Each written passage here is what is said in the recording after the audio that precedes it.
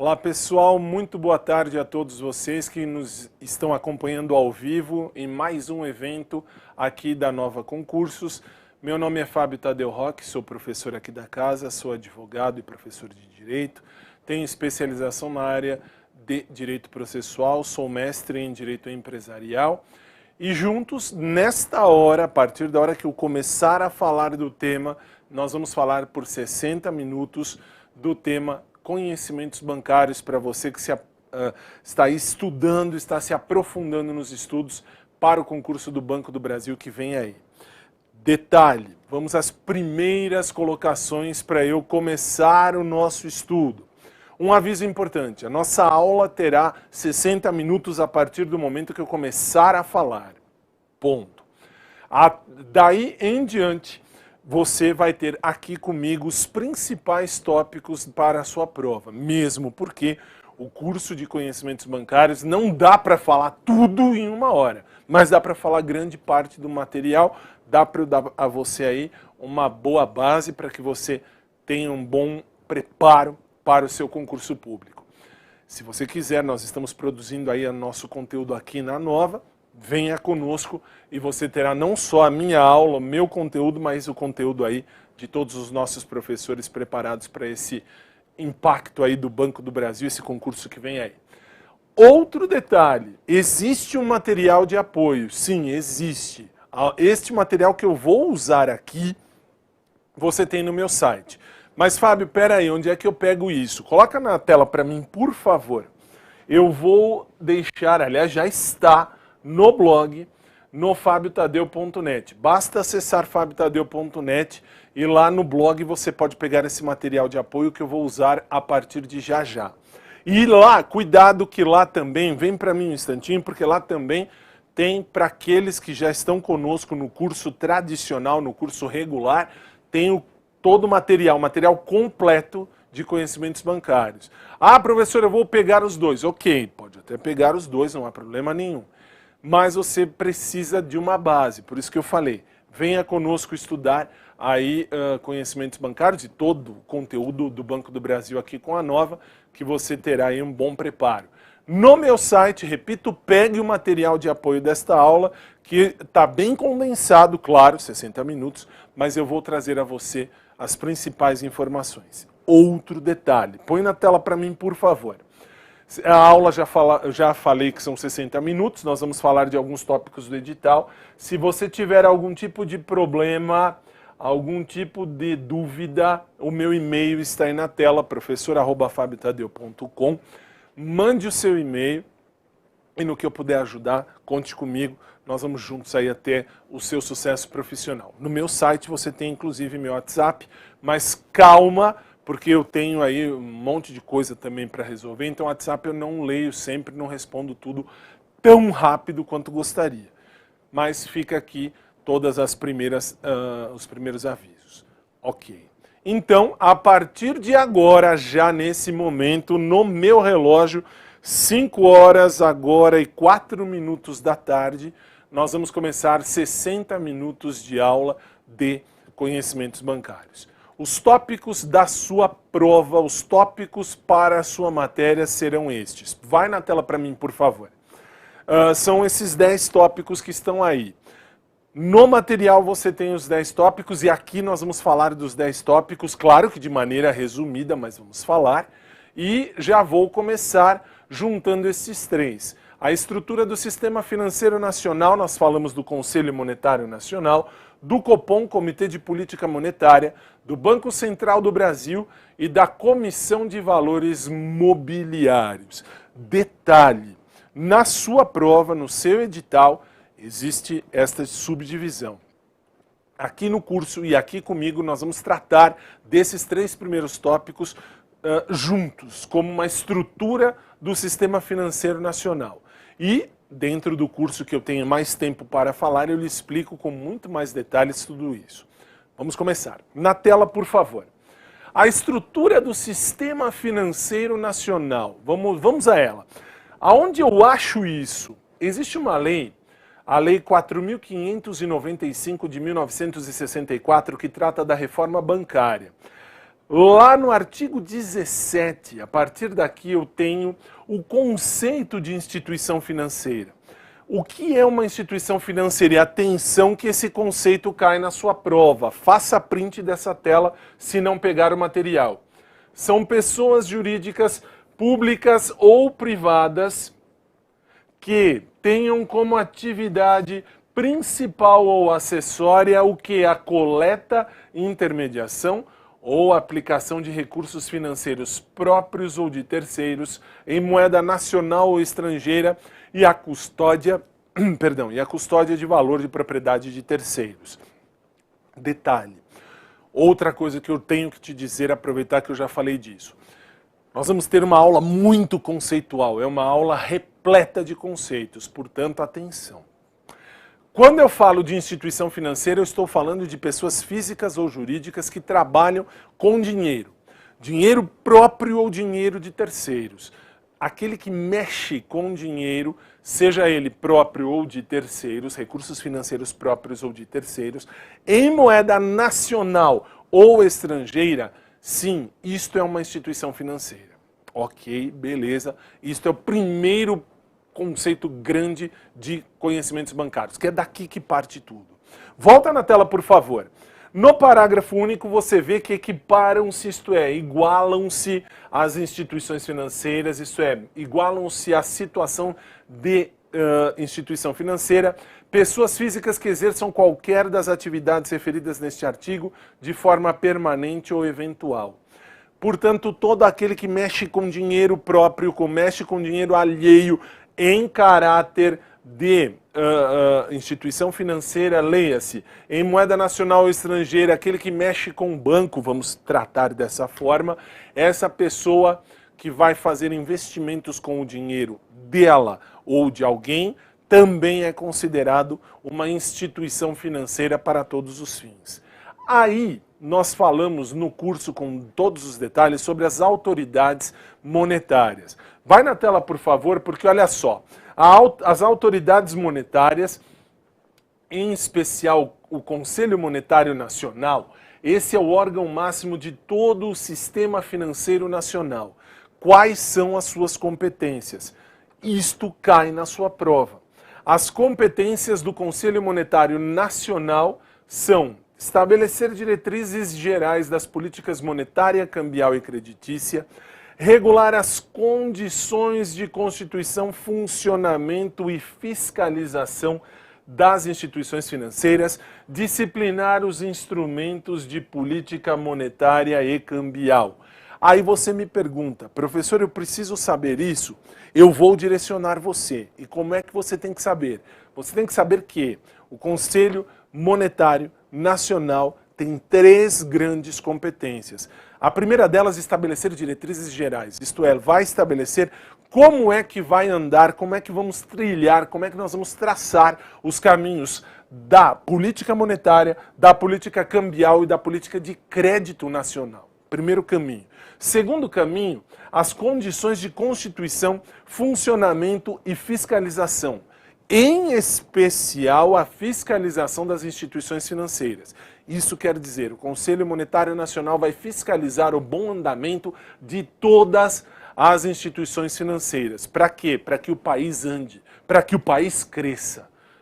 E em terceiro lugar, esses instrumentos de política monetária, instrumentos no sentido de normas, no sentido de regras, no sentido de guiar regulamentos, instruções para que isso tudo tenha um caminho, para que isso tudo faça sempre numa linha. Isto quer dizer, eu preciso fazer com que a economia cresça e para crescer eu tenho que trilhar um caminho de desenvolvimento. Demora? Claro que demora, mas alguém tem que começar.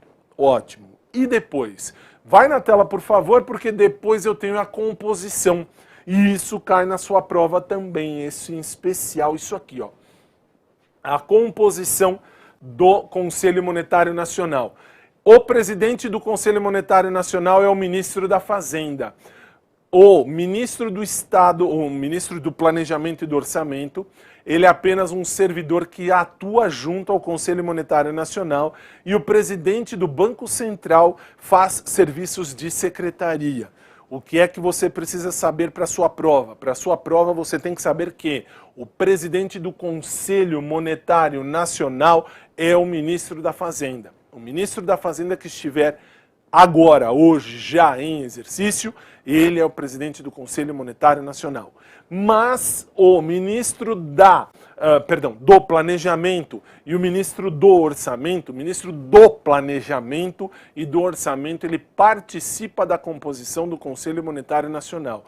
Por quê? Porque precisa planejar e porque precisa orçar. Isto quer dizer, eu preciso traçar metas, eu preciso trilhar e ter uma meta ali para que isso seja alcançado, vamos dizer assim. E, finalmente, o presidente do Banco Central, que ele trabalha com serviços de secretaria, ele faz as atas, ele vai fazer com que se registre tudo o que está acontecendo no Conselho Monetário Nacional.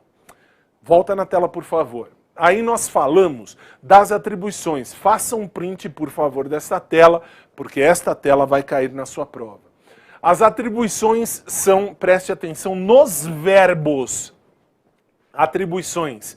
O que ele faz? O que faz o Conselho Monetário Nacional? Primeiro, adaptar o volume dos meios de pagamento às reais necessidades da economia. Adaptar no sentido de colocar ali à disposição o que é necessário e só o necessário. Regular o valor interno e externo da moeda e o equilíbrio do balanço de pagamentos. Regular o valor da moeda. Como assim regular? Essa eu preciso te falar e preciso dizer o seguinte. Como é que eu vou regular o valor da moeda? Ah, o dólar está muito alto, o nosso real está desvalorizado. Vamos tentar fazer com que isso se iguale. Como é que eu faço isso? Injetando dinheiro, colocando dinheiro ali, criando mais dinheiro, colocando mais lastro-ouro, aumentando a inflação. Se eu aumentar a inflação, o poder de compra do brasileiro vai ficar menor do que já está. Aí você fala, professor, como é que ele vai regular esse valor interno e externo da moeda? Estas metas, estas atribuições são competências do Conselho Monetário Nacional, do CMN. E detalhe, na sua prova só vai cair assim na questão de regular o valor interno e externo da moeda. E vamos falar da questão do dólar. Ah, quero igualar o dólar, como é que eu faço isso? Quem deve fazer com que a nossa moeda se iguale ou valha tanto quanto o dólar? O Conselho Monetário Nacional, sempre visando a dignidade do cidadão. Isto é, a nossa vida tem que ser digna. Ótimo. Mas tem mais atribuições. Volta na tela, por favor. Orientar a aplicação dos recursos das instituições financeiras. Orientar no sentido de apenas aconselhar. Ótimo. Propiciar o aperfeiçoamento das instituições e dos instrumentos financeiros. Atenção para esse propiciar. Como é que vai ser feito o aperfeiçoamento das instituições financeiras? Quem vai traçar, quem vai trilhar, quem vai fazer isso caminhar é o Conselho Monetário Nacional. Isto significa quem deve aperfeiçoar ou traçar metas ou traçar caminhos para que as instituições financeiras se aperfeiçoem e com isso tragam novos e bons atendimentos e boas condições de atendimento ao cidadão é o Conselho Monetário Nacional, é o CMN. Volta na tela, por favor. Zelar pela liquidez e solvência das instituições financeiras. Este zelar pela liquidez e solvência das instituições, eu preciso também te explicar o seguinte. Um banco pode quebrar? Pode. No curso, que a gente tem mais tempo para falar, eu te dou todos os exemplos. Aqui eu tenho que ser mais rápido. E eu tenho que te dizer assim. Um banco vai falir. Por exemplo, o Banco Bamerindos, lá atrás no tempo, faliu. Para falir, quem vai cuidar para que sejam pagos tudo, para que seja resolvido toda a situação econômica, para que seja resolvida toda a situação econômica daquele banco que está quebrando? O Conselho Monetário Nacional. Ele zela, ele faz com que haja uma liquidez e uma solvência, uma resolução, um pagamento das dívidas e dos dividendos e das contas que tem aquele banco para com a sociedade. Volta na tela, por favor.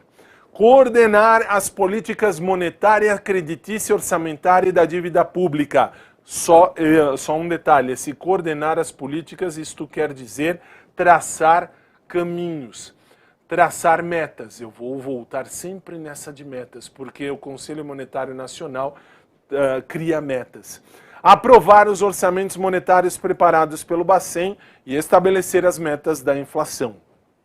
Quando eu regulo a moeda, e esse é um exemplo de prova, quando eu vou regular a moeda, eu tenho que estabelecer metas de inflação. Não posso deixar a inflação subir muito, porque o poder de compra fica menor. Ótimo, vai na tela, por favor. Falamos de autoridades monetárias. Banco Central do Brasil é a maior, vamos dizer assim, autoridade monetária no sentido de ser o órgão executivo. Por isso. Ah, professor, então o Banco Central do Brasil é órgão executivo? Sim. Por quê? Porque ele cumpre e faz cumprir todas as ordens, as disposições de lei e normas do Conselho Monetário Nacional. Agora, qual é a competência exclusiva? O que é competência exclusiva? Competência exclusiva é competência que só ele tem, só ele tem. O Banco Central do Brasil tem uma competência exclusiva. Zelar pela adequada liquidez da economia, manter as reservas internacionais, estimular a formação de poupança e zelar pela estabilidade e promover o aperfeiçoamento. Mas o que cai na sua prova? Na sua prova, de maneira mais dedicada, de maneira mais delicada, competência exclusiva do Banco Central do Brasil é o manter as reservas internacionais e zelar pela adequada liquidez.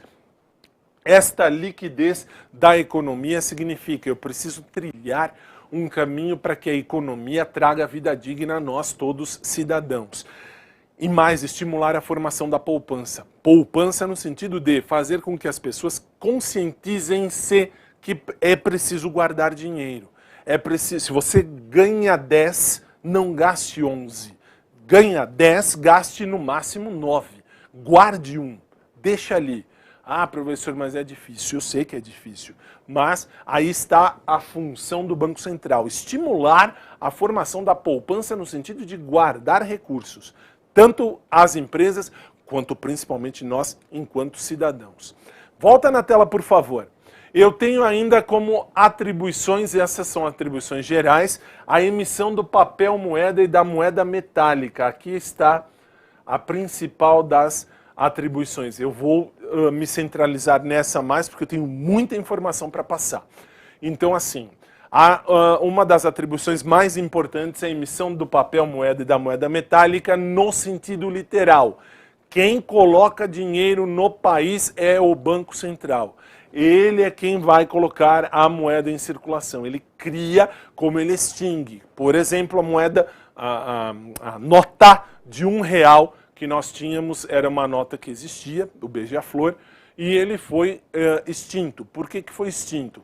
Ele foi guardado, ele foi recolhido, o Banco Central recolheu as notas e disse, a partir de agora nós vamos produzir a moeda de R$1.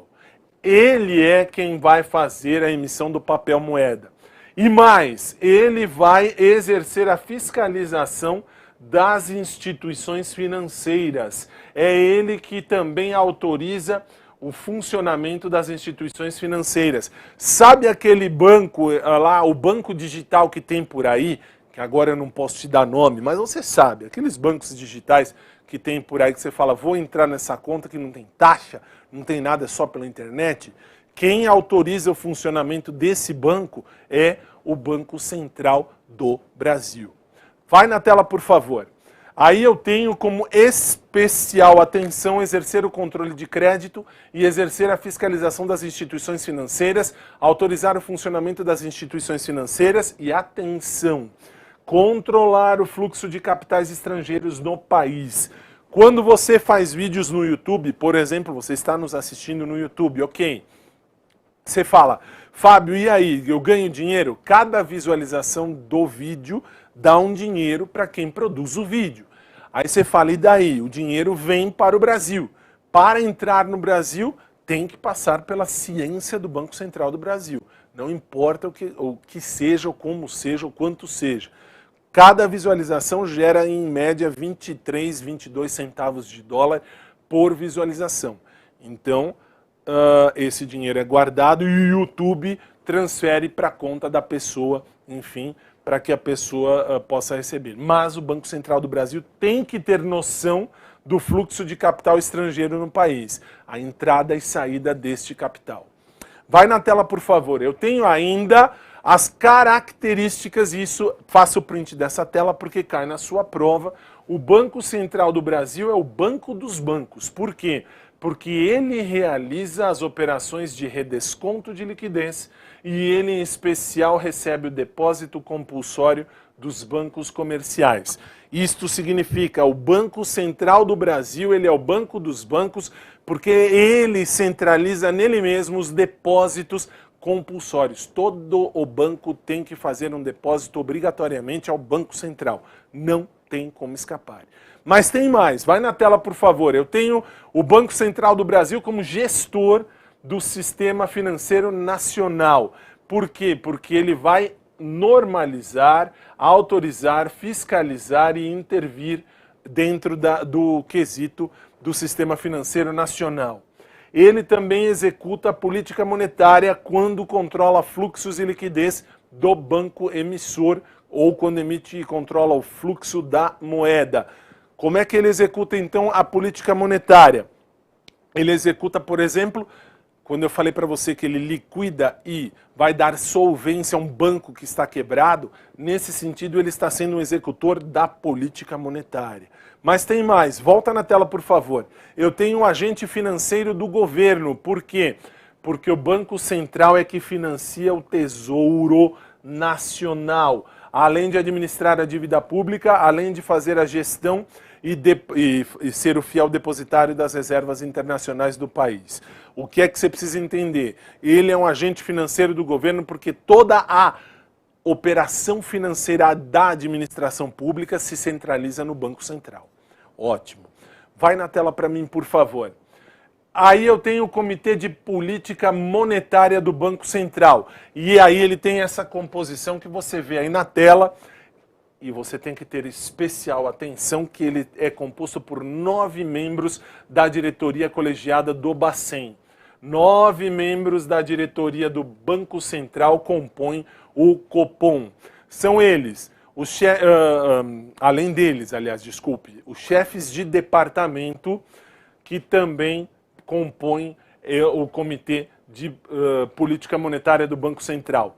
Com o detalhe de que os 9 da diretoria têm direito a voto, os demais chefes de departamento não têm direito a voto. E aí estão os departamentos. Aí você fala, professor, tem importância isso? Sim, tem. Eu não vou ter tempo para expor passo a passo, um por um, mas eu te falo. Isso aqui é importante, por isso falei para você fazer o print da tela e, se possível, venha conosco no curso, porque é um curso detalhado com todas as situações que podem cair na sua prova. Vai na tela, por favor. Eu tenho ainda dentro da questão, portanto, os 9 membros que eu te falei que estão aí em vermelho, e eu tenho os chefes de departamentos que não têm direito a voto. Que mais? Eu tenho a comissão de valores mobiliários. O que é que ela faz? Ela é uma autarquia que vai desenvolver, disciplinar e fiscalizar os títulos e valores mobiliários. Em especial, vai estimular a aplicação no mercado acionário. Portanto, a Comissão de Valores Mobiliários mexe com a ação, com as ações. E dentro desse quesito, vai proteger sempre os titulares dos valores mobiliários. Se você tem ações, é a Comissão de Valores Mobiliários que vai proteger você, vai proteger o seu título de ação. As suas ações serão protegidas pela Comissão de Valores Mobiliários. De que forma? Ela vai sempre estimulando a aplicação desse mercado acionário. Ele tem que fazer com que as ações sejam produzidas. Que mais? Vai na tela, por favor. Eu tenho o Banco do Brasil. O Banco do Brasil é uma sociedade anônima e de capital misto. Isso cai na prova, cujo controle acionário é exercido pela União. Isto significa, Banco do Brasil tem 51% no mínimo de ações ou de capital vindo da administração pública. Por isso, o controle acionário é exercido pela União. Mas o Banco do Brasil também tem dinheiro privado, tem pessoas que investem ali. Ótimo. Ele é o principal agente financeiro do governo federal e isso agora caiu uma vez em prova. Eu preciso te dizer que até 1986 ele era a única autoridade que emitia moeda no país. Detalhe, o Banco do Brasil, ele é uma autoridade de apoio, ele apoia o sistema financeiro nacional nos dias de hoje. E que mais? Vai na tela, por favor.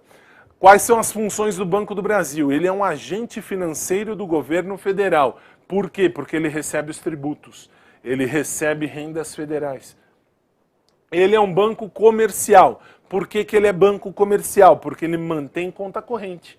Todo banco que tem conta corrente de pessoa física e jurídica é um banco comercial. E ele é um banco de investimento e desenvolvimento porque ele tem crédito a conceder a médio e a longo prazo. Estas três características são importantes e caem na sua prova e você precisa saber. Ótimo. E que mais? Vai na tela, por favor. Eu tenho o BNDES, o Banco Nacional de Desenvolvimento Econômico e Social. E nesse sentido, ele executa a política de investimentos do governo federal. Para quê? Para impulsionar o desenvolvimento econômico e social do país, em especial, crescendo então e diversificando as exportações aqui do Brasil. Então, Banco Nacional de Desenvolvimento Econômico e Social, o BNDES, tem que financiar e tem que favorecer as exportações e, em especial, impulsionar o desenvolvimento econômico do nosso país. Ótimo, mas tem mais. É uma aula deveras conceitual. Vamos seguir. Põe na tela, por favor. Caixa Econômica Federal é um órgão auxiliar do governo federal na chamada política creditícia. Faz também serviços tradicionais de banco. Atenção que isso despenca na sua prova. A Caixa Econômica Federal, ela é o primeiro e principal agente do sistema financeiro de habitação. Ela faz financiamento de casa própria às pessoas de baixa renda e quando eles querem te ferrar na prova, e aqueles velhos malucos que fazem a prova querem te ferrar na prova, ela é responsável por manter e controlar os concursos de prognósticos. Professor, o que é concurso de prognóstico? É o nome técnico das loterias. Quando você paga FGTS, quem recolhe? Quem recolhe mais é a Caixa. Quando você vai fazer um financiamento, o principal banco que vai te fornecer financiamento é a Caixa. Veja, por exemplo, aquele programa lá do SBT de domingo de manhã, que tem a reforma das casas, do Celso Portiolli, se eu posso falar, que é o Domingo Legal. E aí o que é que acontece?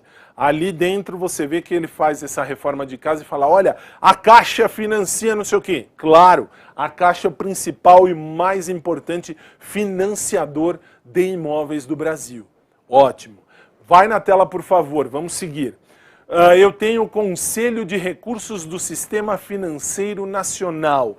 É o órgão colegiado de segundo grau que analisa recurso.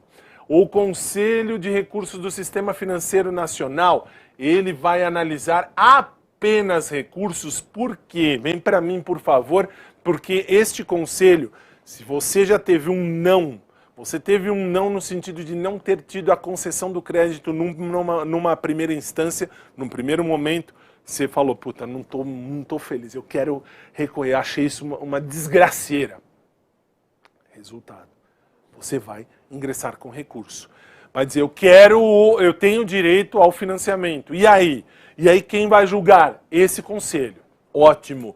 Aí eu tenho as instituições financeiras. E lá no curso eu vou te explicar melhor por que este site é importante para o seu estudo, bcb.gov.br, porque existe um manual, mas isso só lá no curso eu te falo com mais detalhes. As instituições financeiras monetárias que captam depósito à vista. Depósito à vista é aquele que abre a conta corrente. Bancos comerciais são aqueles que captam recursos e distribuem de forma seletiva. e a moeda escritural é aquela que faz com que o depósito à vista exista, que são os cheques, os cartões eletrônicos, que fazem a economia girar. Aí você diz, professor, todo banco comercial, para começar uma conta, ele precisa de um depósito à vista? Cai na prova. Aí você tem que lembrar que conta corrente precisa de depósito à vista. Por quê? Porque tem taxa. Porque o banco tem taxa e tem que te cobrar. O banco cobra a taxa porque ele precisa sobreviver. E, aliás, porque existem regras. Não é nem pela sobrevivência do banco. Existem regras e estas regras precisam ser respeitadas. E aí, esse depósito à vista serve para a abertura da conta. Quando você abre uma conta poupança, você pode depositar depois de alguns dias, tanto que vem o cartão, aí depois você faz o depósito. Tem banco que exige um depósito inicial. Esta exigência de depósito inicial é o chamado depósito à vista, para que se comece a conta. Conta corrente é essencial. Vai na tela, por favor. Eu tenho as cooperativas de crédito. As cooperativas são aquelas que atuam no setor rural ou urbano. E o que elas fazem? Elas viabilizam financeiramente o escoamento das safras agrícolas. Isto é, elas ajudam na questão agrícola. Cooperativa de crédito é aquela que vai te dar um empurrão para que a sua safra agrícola ela possa ser vendida, ela possa ser comercializada. E que mais? Vai na tela, por favor, bancos cooperativos. Bancos cooperativos são aqueles em que os acionistas controladores são as cooperativas de crédito. Portanto, as cooperativas têm 51% das ações, por isso bancos cooperativos. Bancos múltiplos. Bancos múltiplos são bancos privados ou públicos que realizam as operações de diversas instituições financeiras, em especial por intermédio de carteira comercial e carteira de investimento. Banco múltiplo é aquele que vai depender do investimento, quer seja do setor público, quer seja do setor privado. Volta na tela, por favor. Eu tenho aí bancos de desenvolvimento, que são instituições financeiras controladas pelos governos estaduais. Banco de desenvolvimento é estrita e tão somente banco estadual. E para quê? Para que possa suprir oportunamente e adequadamente os recursos necessários ao financiamento. Isto é, para desenvolver, exatamente como você vê aí. O Banco de Desenvolvimento, ele é do Estado. E te explico melhor no curso quando eu te digo assim, o Banco de Desenvolvimento é do Estado, cai na sua prova a questão de ser, por exemplo, aqui em São Paulo nós temos Guarulhos, uma cidade muito próxima, e Osasco, outra cidade muito próxima. Ok, são cidades distintas com prefeitos distintos, eles precisam se desenvolver também. O Banco de Desenvolvimento, ele é da esfera estadual. Quem toma conta dele é o governo do estado, não é o governo do município, não é o prefeito. Volta na tela, por favor, vamos seguir. Agências de fomento são aquelas que objetivam a concessão de financiamento de capital para os associados a projetos da unidade da federação. A agência de fomento, sempre que alguém dentro de uma unidade da federação, dentro de, por exemplo, aqui do estado de São Paulo, tem alguma coisa ali que ele quer desenvolver para desenvolver a sociedade, ele vai investir ali, vai conceder, a agência de fomento vai conceder este financiamento de capital, vai dar ali um dinheiro para ajudar a crescer. Ótimo, pode voltar na tela, por favor. Eu tenho aí os bancos de investimento. Bancos de investimento são empresas que financiam o capital de giro. São as instituições que então vão fazer aí o financiamento de um capital de giro de uma empresa. Que mais? Sociedade de crédito, financiamento e investimento, que são as financeiras. As financeiras, elas emprestam dinheiro. As financeiras servem para emprestar dinheiro em crédito pessoal e financiamento de bens de consumos duráveis por meio de crédito ao consumidor. Quando você precisa de crédito, a financeira vai te fornecer. Quando você vê aqueles comerciais na TV que dizem assim, venha, nós concedemos crédito a você mesmo negativado. Isto é uma financeira, está lhe concedendo crédito. Vai na tela, por favor. As associações de poupança e empréstimo, que são fundações, cooperativas e outras formas associativas, para quê? Para construir ou adquirir moradia própria sem finalidade de lucro. Eu tenho aí uma fundação que diz, vamos juntar dinheiro entre pessoas para que nós possamos aí desenvolver casas, desenvolver as habitações para as pessoas. Todos se unem, todos depositam ali e esse dinheiro é usado para que haja construção de casas e afins. Eu tenho as companhias hipotecárias. As companhias hipotecárias são aquelas que financiam a produção, reforma ou comercialização de imóveis, sejam eles residenciais ou comerciais e lotes urbanos. Por isso a hipoteca. A hipoteca vai ser um gravame que vai se juntar ali ao terreno ou ao imóvel e deverá ser saldado até o final. Vamos seguir que tem muita coisa ainda. Isso, obrigado. Sociedades de crédito ao microempreendedor. São aquelas que vão fornecer financiamento às microempresas. E já vou passar. Bolsa de Valores. Bolsa de Valores são instituições auxiliares do sistema de intermediação e a função é dar liquidez. Ela vai dar liquidez aos mercados de títulos, valores mobiliários e derivativos, que são as ações, conforme nós já vimos. Sociedades corretoras. Atenção que sociedades corretoras são pessoas jurídicas que intermediam o mercado de ações e mercadorias. E te digo mais, quando você vai comprar ações, você não vai lá pessoalmente. Você não pode ir lá e falar, eu vim comprar. Você tem que ter alguém que faça isso, você tem que ter os corretores. Mas antes deles eu tenho as sociedades corretoras, onde se unem ali pessoas para formar uma pessoa jurídica de corretores, ou de corretagem. Você vai ver já já comigo. Volta na tela, por favor. Eu tenho as sociedades distribuidoras, que são as que fazem a subscrição das ações ou de consórcio de títulos e valores mobiliários. Você pode ter ações coletivas, ações individuais. Quem vai distribuir tudo isso é a sociedade distributiva. E aí eu tenho os agentes autônomos de investimento. Vai na tela, por favor. Estes são os corretores de ações, corretores individuais, que são credenciados para vender ou para colocar novos títulos e valores mobiliários. São eles que colocam as ações em curso dentro do território nacional. E vamos seguir. Põe na tela, por favor. Eu tenho as sociedades de arrendamento mercantil, o leasing. O leasing é uma espécie de locação que no final dela, ou você renova, ou você adquire aquele equipamento, ou você devolve para a empresa. Eu tenho ainda a SUSEP. A SUSEP, esta cai na prova. Aliás, essa despenca em prova, eu preciso que você entenda.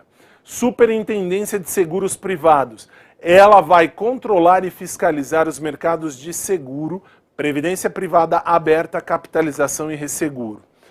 Por exemplo, se você vai comprar um título de capitalização, não importa o que seja, você comprou, por exemplo, uma Telecena. Telecena é um título de capitalização, da liderança capitalização. Aí você fala, e daí? Nesse sentido, a SUSEP, ela vai estar ali, ela vai controlar, ela vai autorizar e controlar e vai fiscalizar o correto andamento daquela empresa de capitalização, para ver se está sendo feito tudo de acordo. Empresas que fornecem aí condições para você se aposentar, a questão da previdência privada aberta, que são empresas que acolhem ali, você paga e você recebe ao final. A SUSEP autoriza. Sempre ela é quem vai autorizar. Vai na tela, por favor. Eu tenho o Conselho Nacional de Seguros Privados, que são aqueles que fixam as diretrizes e fixam as normas da política de seguros privados e vão disciplinar como é que será feita a corretagem. O Conselho Nacional de Seguros Privados, o CNSP, é quem vai disciplinar a corretagem. Ele vai fazer com que a corretagem, com que os corretores de Bolsa de Valores possam fazer aí a melhor profissão possível dentro do quesito comprar e vender as ações.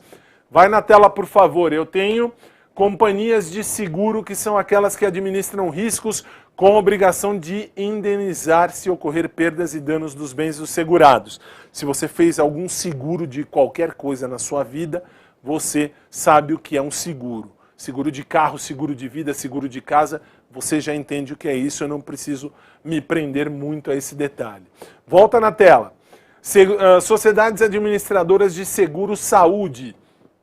Aqui são as subordinadas às normas e à fiscalização da Agência Nacional de Saúde, em especial são os planos de saúde. A gente chama de planos de saúde de maneira mais leiga, mas o nome correto são sociedades administradoras de seguro saúde. Por exemplo, a Amil, por exemplo, Prevent Senior, são sociedades administradoras de seguro saúde, o que nós chamamos tecnicamente de seguro de plano de saúde. Volta na tela, por favor. Eu tenho o Instituto de Resseguro do Brasil, é o seguro do seguro. O que acontece nisso? Quando a empresa tem um seguro, por exemplo, o estacionamento tem um seguro, mas tem carros muito luxuosos, roubam tudo, aquele seguro não vai dar para pagar, tem que ser contratado um seguro do seguro. A empresa contrata um seguro e o seguro contrata um seguro para que ele possa pagar. Isto é o Instituto de Resseguro. Vai na tela, por favor, que eu tenho a previdência privada dentro da questão do Sistema Financeiro Nacional, que é como você complementa os seus ganhos. E pode ser fechada, destinada apenas a um determinado grupo de trabalhadores, ou aberta quando eu tenho empresas de previdência privada ou seguradoras que têm adesão livre a qualquer interessado. Atenção, porque a fechada, ela acontece, por exemplo, por fundações que não têm fim lucrativo. Aqui na aberta tem fim lucrativo. Exemplo, nós advogados, nós temos pela OAB uma empresa que vai nos proporcionar a previdência privada aberta, onde nós advogados podemos ingressar se quisermos fazer. Vai na tela, por favor. Vou agora avançar um pouquinho, que eu já vou para um próximo tema, que senão eu vou aqui tomar 2 horas de tema, tem muita coisa, falei para você que tem. Eu vou agora para o tópico 4 da sua prova, que trata de produtos bancários e é importante, isto é importante. Falamos já de depósito à vista. Depósito à vista são recursos captados a custo zero. É a chamada abertura de conta corrente. A conta corrente é o produto básico da relação entre o cliente e o banco e isso cai na sua prova. Por que isso cai na sua prova? Porque a relação mais básica que um banco tem com a gente é a conta. E é a conta corrente. Por quê? Porque ele sabe que a partir da conta corrente nós vamos ter ali uma situação de que se eu tenho uma conta para pagar, eu coloco em débito automático na minha conta, do banco. Ah, eu tenho que pagar, eu vou tirar dinheiro da onde? Da minha conta. Então eu vou ter uma relação com o banco direta. Aí eu vou chegar diretamente a ele. E aí o banco terá mais condições de me oferecer outros tantos produtos. Vai na tela, por favor. Eu tenho ainda dentro desse depósito à vista a conta que pode ser pessoal ou conjunta, simples ou solidária. O que é isso? Conta pessoal é só sua, conta conjunta é você e mais alguém. Você e quem quer que você quiser que seja. Pode ser 1, 2 titulares, 3, 4, 5, 10, quantos quiserem. Se for simples ou solidária, simples é Fábio Tadeu Roque e quem eu quiser. Solidária, Fábio Tadeu Roque e traço ou e barra ou. E ou. Por quê? Porque aí eu posso cobrar de qualquer um dos titulares da conta. Volta na tela, por favor. Eu tenho o CDB. O CDB é o Certificado de Depósito Bancário, que é uma aplicação composta de título de renda fixa nominativo. Isto é, a chamada nota de venda. E esta nota de venda diz que as taxas de juros são definidas em função dos prazos e do volume de dinheiro que se pretende investir. Que mais? Eu tenho, aliás, um detalhe, ele pode ser o CDB pré ou pós-fixado. Se for pré-fixado, está aqui embaixo, não pode resgatar antecipadamente. Pré-fixado você resgata, o resgate se dá, na data final, na data final no termo do contrato. Se for pós-fixado, você pode fazer o resgate antes. Aí você fala, professor, tem um lado verde aí que é termo de cessão de crédito, não é isso? Termo de cessão de direito, não é isso? Isso significa, o CDB você pode negociar. O CDB, a qualquer tempo, você pode chegar e falar assim, eu quero negociar com o Joãozinho. Joãozinho, compra o meu CDB? Compro. Tem que assinar um contrato, que é o chamado termo de cessão de direitos ou termo de cessão de créditos. O Joãozinho passa a ser o proprietário, entre aspas, do CDB.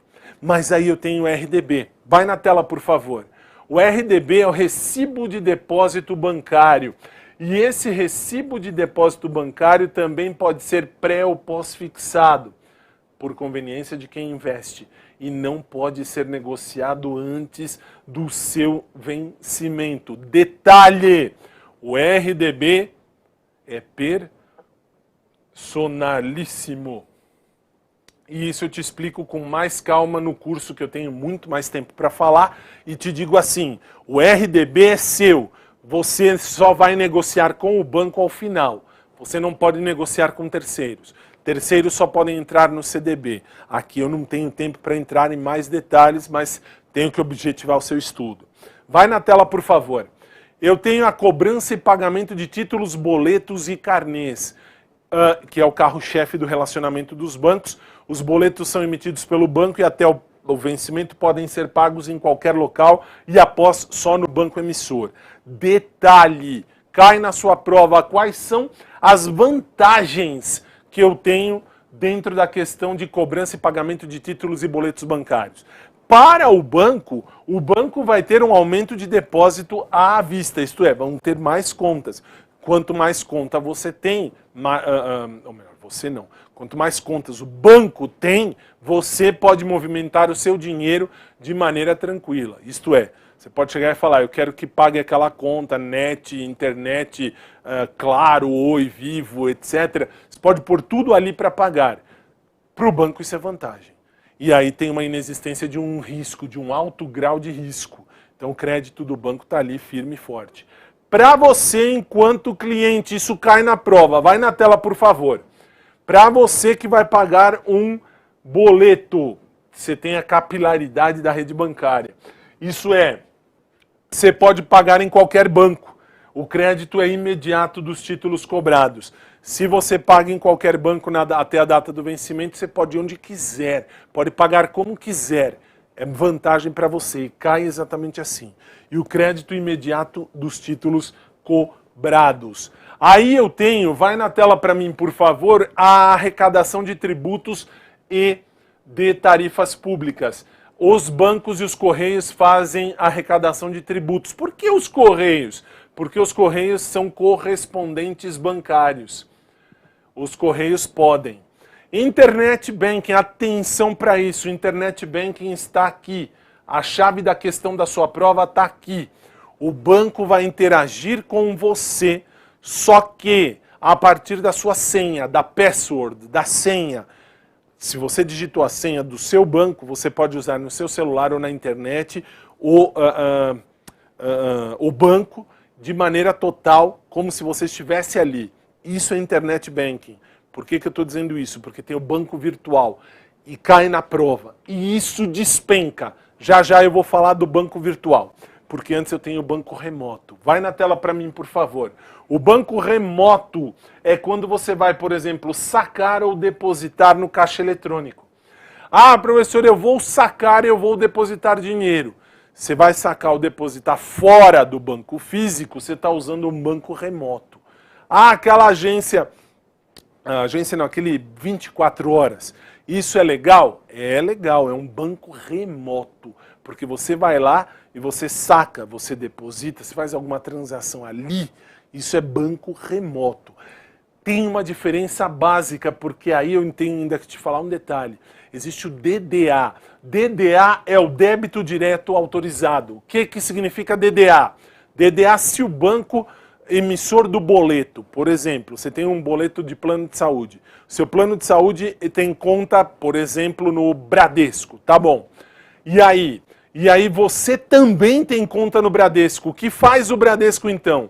Ele abre o campo DDA, o débito direto autorizado, e vai dizer a você assim, você quer pagar? Se você apertar sim, você paga aquele boleto sem precisar imprimir e sem precisar esperar chegar.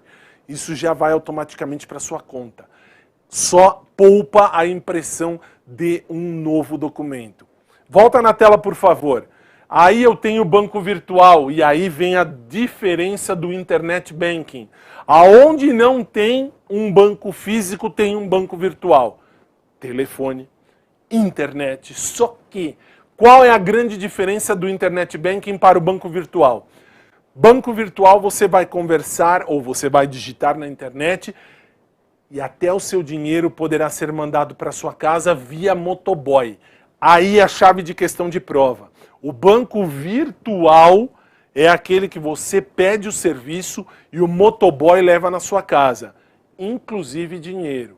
O Internet Banking não dá para você pedir o dinheiro diretamente na sua conta.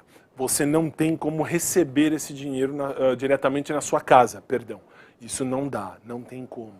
E que mais? Volta na tela, por favor. Eu tenho o cartão de crédito e o cartão de débito, que são as alternativas diretas ao cheque, incentivando o consumo. E ao incentivar esse consumo, eu tenho o cartão de crédito e débito e cai na prova. Como é o nome do cartão que tem chip? Hoje em dia, 99,9% de todos os cartões de banco do mundo tem chip. Existem alguns poucos que ainda não tem.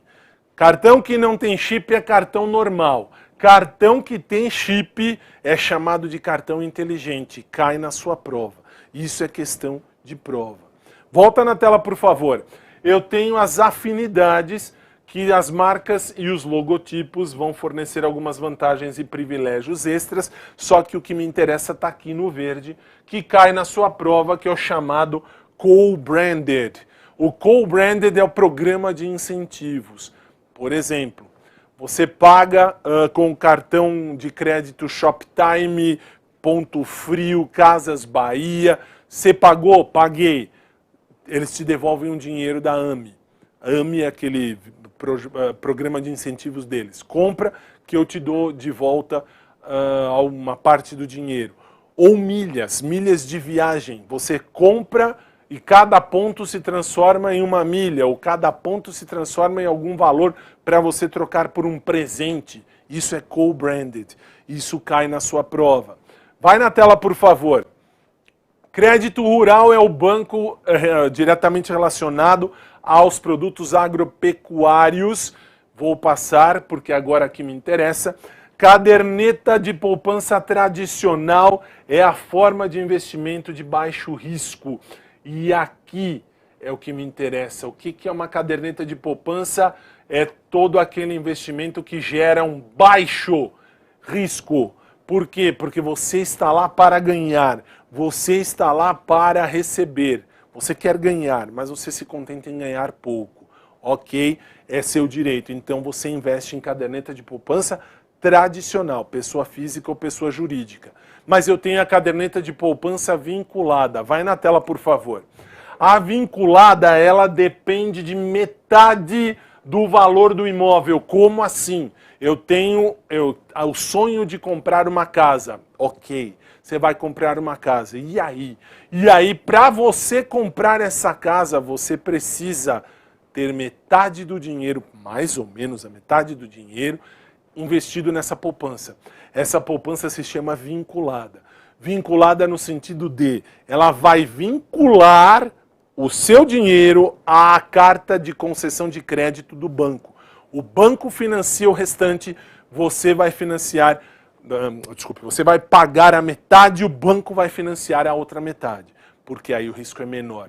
O banco só vai te dar essa carta se tiver metade do dinheiro investido na sua conta. Vai na tela, por favor. Eu tenho a caderneta verde, que é a caderneta rural. É igualzinha à caderneta de poupança livre que nós já falamos de baixo risco, só que os recursos daqui são voltados para operações rurais. Operações rurais. E que mais? Eu tenho títulos de capitalização. São formas de investimento onde o montante depositado, atenção, é corrigido pelo IGPM mais 0,5% ao mês. E cai na sua prova isto aqui. Possui sorteios, que é a grande diferença das demais aplicações financeiras. Isso quer dizer, todo título de capitalização tem que ter sorteio. Exemplo, Telecena. Telecena é um título de capitalização válido pela SUSEP. Por quê? Porque ela tem sorteio. Qual é aliás, questão de prova, o grande diferencial do título de capitalização para qualquer outro tipo de investimento bancário é a possibilidade de ganhar em sorteio. Professor, eu não acredito que se ganhe nada em sorteio. Eu também não acredito. Mas tem essa ideia de que você pode e você tem direito a participar de sorteio. Volta na tela, por favor. As características do título de capitalização. O valor a ser resgatado no final do período é o chamado capital nominal, porque você entrega o título e recebe o dinheiro. Sorteio. Perdão. Sorteio pode ser semanal, mensal e varia pelo título. Prêmio é o quanto você vai pagar pelo título. O prazo para você receber isso aí será de 12 meses e essa carência não pode passar de 12 meses. Você tem que receber de volta o dinheiro que pagou em até 12 meses. Provisão para o sorteio é a parcela que vai compor o prêmio. Carregamento é a taxa de administração do título, que varia, mas normalmente é de 6% do valor do título. E a provisão matemática é a parcela da prestação que vai compor a poupança do investidor. Isto é, quando o Silvio Santos diz, compra a Telecena por R$10, que depois de um ano você recebe metade do dinheiro que pagou, mais os juros. Isto é uma provisão matemática do que você vai receber. Vou mais para frente, porque eu tenho mais temas para tratar e eu tenho pouco tempo para falar, eu tenho só 60 minutos. Estamos chegando quase no fim dos 60, mas eu tenho que ir lá na frente para que você tenha aí mais um detalhe. Vou falar de mercado de ações, essa tabela é importante porque cai na sua prova, e quando cai na sua prova, cai exatamente assim. Vai na tela, por favor.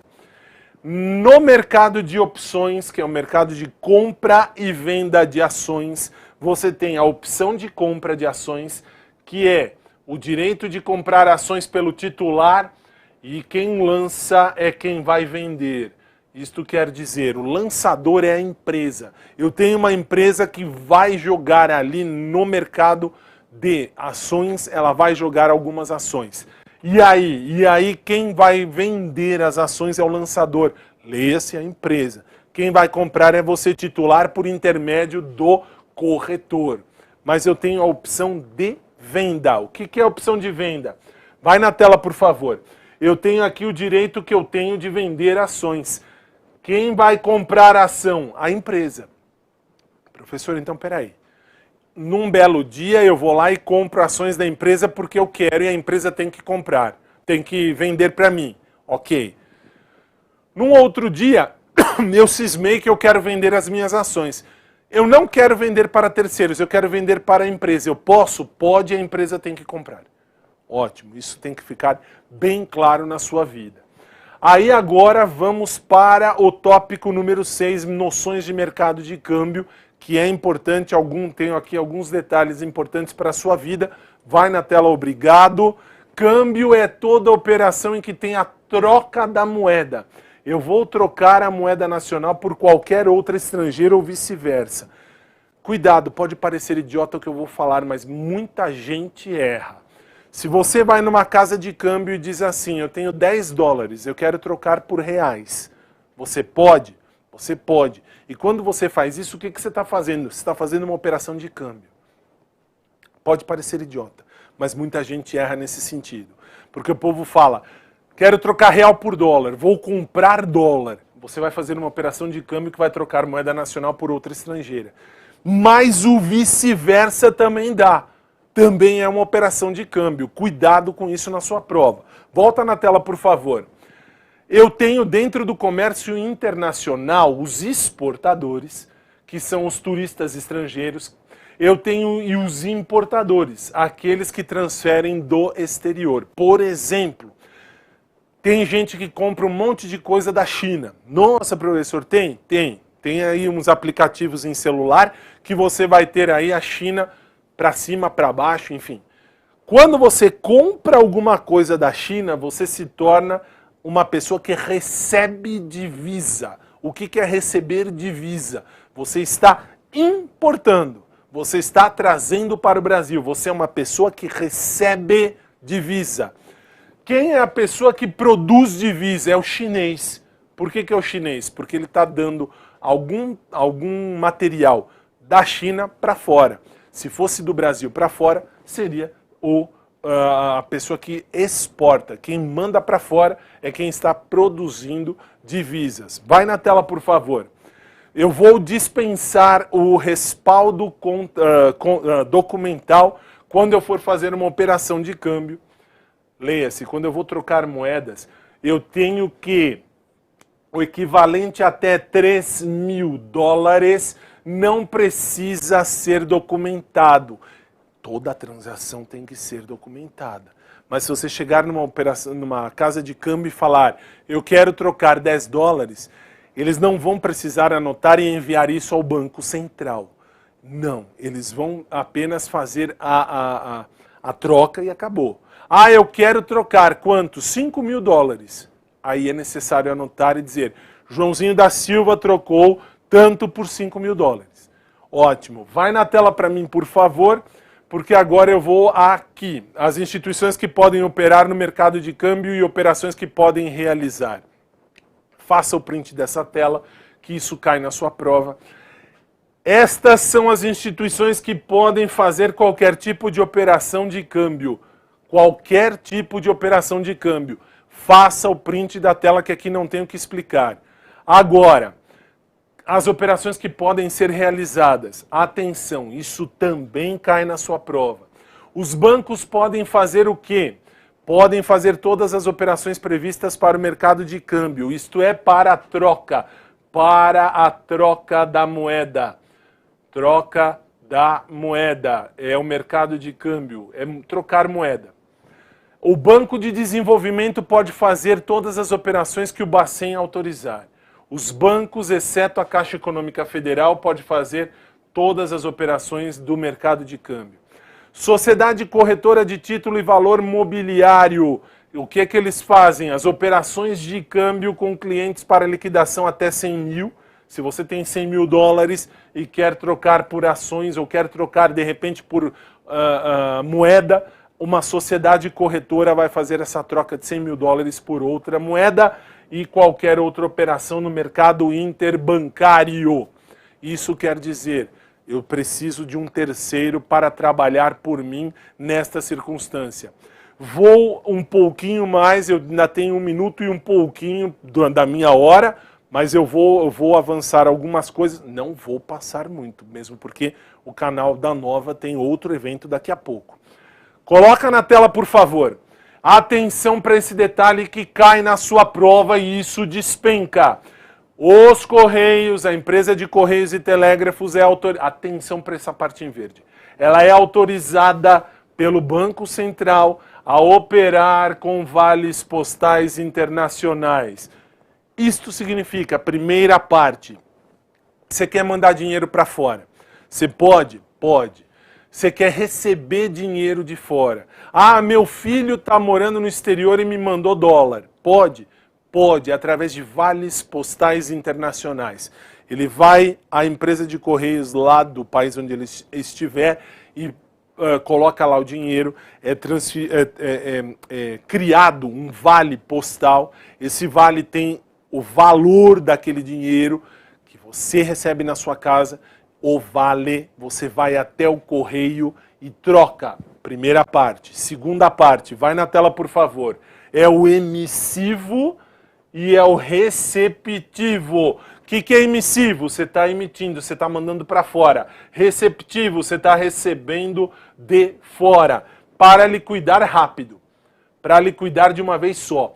De até o equivalente a 50 mil dólares. Isso cai na sua prova. Os Correios podem emitir vale qualquer tipo de vale postal, seja para mandar para fora, seja para receber de fora, até 50 mil dólares. Passados de 50 mil dólares, o correio não pode. O correio não tem essa possibilidade. Vai na tela para mim, por favor, que eu tenho só mais uma informação para esta aula, que está aqui no número 7. Isto cai na sua prova, são as garantias bancárias. Eu vou encerrar a minha aula nestes detalhes aqui, porque olha só, as garantias são seguranças. Existem garantias de banco. Quais são elas? Eu tenho garantias pessoais, que são o aval e a fiança. E estas garantias são prestadas por uma terceira pessoa.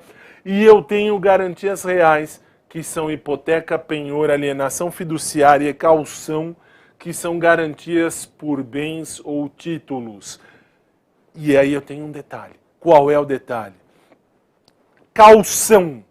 Caução cai na sua prova. É aquele velho exemplo que quando você vai lá no hospital, eles dizem assim, ok, nós vamos internar o fulano, mas você, por favor, assina um cheque caução. Por quê? Porque é um título de crédito. O título de crédito é uma garantia real, que o hospital pode ir lá e trocar se você não pagar por aquela situação que está acontecendo ali. Pode isso? Existem hoje em dia alguns tipos de julgados dos tribunais superiores dizendo que não é possível. Mas na sua prova e por questão de conhecimentos bancários, garantia real que te garanta por título é o cheque caução. O cheque caução despenca na sua prova. Aí, nas garantias pessoais, vai na tela, por favor, você precisa entender só do aval, que o aval fecha isso. O aval é uma garantia pessoal que você presta assinando um título de crédito. Atenção, não existe aval de aval. E o avalista se propõe sim, a pagar o débito que não foi liquidado por aquele que assinou o cheque. Se assina o cheque, o avalista vai lá e assina também. Se quem assinou não pagar, o avalista deverá pagar.